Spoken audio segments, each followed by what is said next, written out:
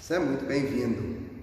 Em meio a tanta correria, tanta pressão, tanta responsabilidade, tanta distração, a gente pode se esquecer rapidamente daquilo que é mais importante, daquilo que é essencial nas nossas vidas.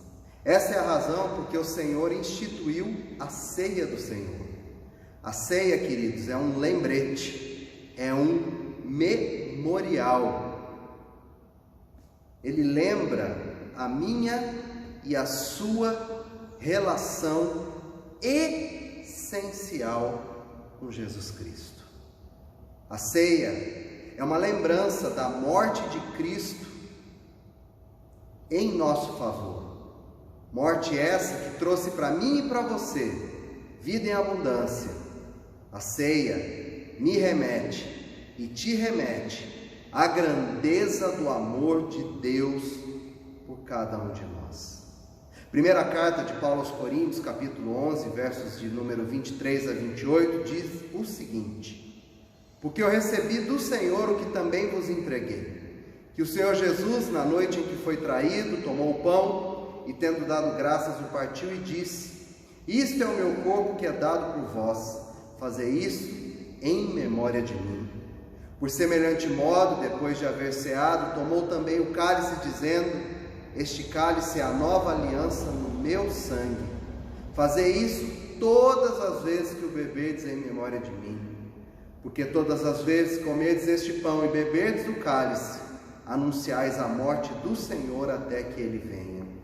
Por isso, aquele que comer o pão ou beber o cálice do Senhor indignamente será réu do corpo e do sangue do Senhor.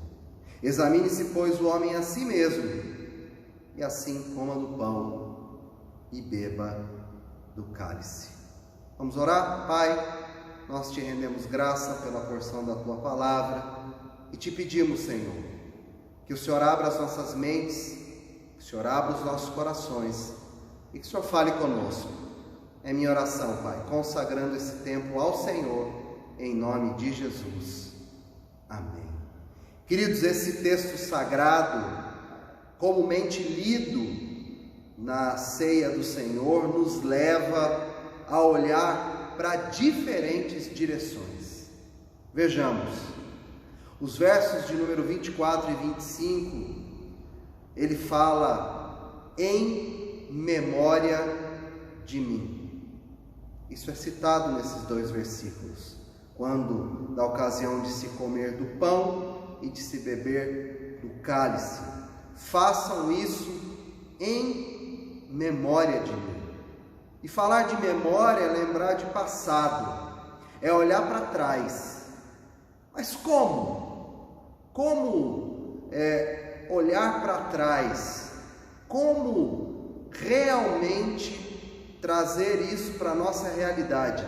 Em memória de mim. Fazer isto em memória de mim. Olhando para trás, a gente se lembra da vida que Jesus viveu entre nós. Ele foi e ele continua sendo maravilhoso, conselheiro, Deus forte, Pai da eternidade, o príncipe da paz, como descrito no livro do profeta Isaías, no capítulo número 9, versículo de número 6. Atos, capítulo 10, versos 38 e 39, relatam o seguinte: concernente a Jesus de Nazaré, como Deus o ungiu com o Espírito Santo e com poder, andou por toda a parte, fazendo bem e curando a todos os oprimidos do diabo, porque Deus era com ele. Nós somos testemunhas de tudo quanto fez, tanto na terra dos judeus como em Jerusalém, ao qual mataram, pendurando num madeiro. Lembre-se da vida que ele viveu aqui entre nós, fazendo bem, curando. Lembre-se dos ensinamentos que ele deixou, ensinamentos que foram verdadeiramente revolucionários, e não foram contra qualquer governo ou nação, mas contra a filosofia de um mundo pecaminoso, não regenerado. Evangelho de Mateus capítulo 5, versículo 48 diz o seguinte: ele ensinou santidade. Sede vós, pois, perfeitos, como vosso Pai que está nos céus é perfeito. Ensinou também a amarmos os nossos inimigos Evangelho de Lucas, capítulo 6, versículos 27 e 28. Mas a vós que ouvis digo, amai a vossos inimigos, fazei bem aos que vos odeiam, bendizei aos que vos maldizem, orai pelos que vos caluniam. Quando esteve entre nós, ele ensinou o perdão. Evangelho de Mateus, capítulo 6, versículo 14. Porque se perdoardes aos homens as suas ofensas, também vosso Pai Celeste vos perdoará as vossas ofensas. Lembre-se dos sofrimentos que ele suportou. Isaías, capítulo número 53, versos de número 3 a 5, diz o seguinte: ele foi desprezado, rejeitado dos homens, homem de dores, experimentado nos sofrimentos, e como um de quem os homens escondiam o rosto, era desprezado, e não fizemos dele caso algum. Verdadeiramente ele tomou sobre si as nossas enfermidades, carregou com as nossas dores, e nós o reputávamos por aflito, ferido de Deus e oprimido. Mas ele foi ferido por causa das nossas transgressões, esmagado por causa das nossas iniquidades. O castigo que nos traz a paz estava sobre ele, e pelas suas pisaduras fomos sarados. Lembre-se da morte que ele morreu. Evangelho de Mateus, capítulo 27, verso 26, diz: então lhe soltou Barrabás, mas a Jesus mandou açoitar e o entregou para ser crucificado. Lembre-se também da promessa de vir novamente para nós. Evangelho de João, capítulo 14, versos 2 e 3, diz o seguinte: na casa de meu pai há muitas moradas. Se não fosse assim, eu vou-lhe teria dito: vou preparar-vos lugar. E se eu for e vos preparar lugar, virei outra vez e vos tomarei para mim mesmo, para que onde eu estiver, estejais vós também. Entende a importância de olhar para trás? Olhar para trás ajuda a estabelecer entre nós um motivo comum. Nós estamos aqui e estaremos no céu, graças a um fato do passado: a morte de Jesus Cristo na cruz do Calvário. É muito interessante. O texto também nos ajuda a olhar em outras direções. O verso 24, ele diz: e tendo dado graças, o que nos remete a olhar para cima, para olhar além deste mundo pecaminoso, olhar para o Pai Celestial em atitude de gratidão.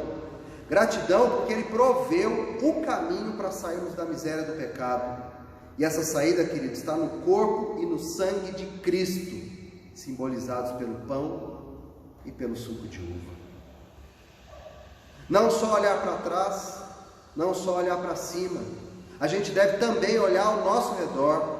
O verso número 26 diz que: porque todas as vezes comerdes este pão e beberdes o cálice, anunciais a morte do Senhor. Esse verso não apenas nos leva a olhar ao redor, como também me incentiva e te incentiva a anunciar o Evangelho aos outros. Quantos ao nosso redor que estão perecendo, porque não tem esperança? O Evangelho, queridos, ele hidrata o ser humano, ele dá vida. Há muitas pessoas que estão desidratadas espiritualmente, e nós temos que levar a água da vida para elas. Anuncie que tem saída, tem jeito, tem solução em Cristo Jesus. Quem participa da ceia também deve olhar para frente. O verso 26 diz: anunciais a morte do Senhor até que Ele venha. Como filhos e filhas de Deus, nós estamos aqui reunidos, desejosos de contemplar o Senhor Jesus vindo nas nuvens do céu. Então participe da Santa Ceia com o rosto voltado para o futuro, para o estabelecimento do reino da glória de Deus, para um dia em que nós iremos comer e beber à mesa com Jesus. A ceia me ensina e te ensina que a gente também deve olhar para dentro de nós mesmos. Esse é o momento da gente fazer uma inspeção no nosso coração. O texto de 1 Coríntios, versos 11, no capítulo 11, versos 27 e 28, diz para a gente examinar. Examinar significa olhar com cuidado, significa olhar com critério, significa olhar com discernimento. Estou vivendo como um cidadão do reino de Deus? Estou vivendo como alguém que agrada a Deus, que está no centro da sua vontade? Eu vivo em paz e comunhão com os meus irmãos? Eu tenho sido alguém que realmente posso ser chamado de um discípulo, de um seguidor de Jesus Cristo? Muito bem, queridos. A ceia, ela nos leva a olhar para trás para nos inspirar, porque trazemos à memória a vida que Jesus viveu e que deixou como exemplo para nós seguirmos.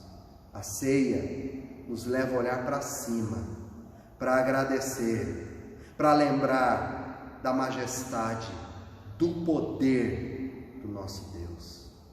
Nos leva a olhar ao redor para anunciar as boas novas a esse mundo desesperançado. Nos leva a olhar para o futuro, para nos encher de esperança, e nos leva a olhar para dentro de nós, para que possamos estar no melhor lugar que há, que é o centro da vontade dele, caminhando rumo ao céu. Quero desafiar você a tomar a ceia do Senhor em memória de Cristo Jesus, pensando em todas essas direções. Eu não tenho dúvida, você vai ter uma experiência incrível à mesa do Senhor, para a honra e glória dele. Fazer isto em memória de mim, diz o Senhor. Que privilégio, que bênção. Vamos participar juntos da ceia do Senhor, em memória de Cristo. Deus te abençoe.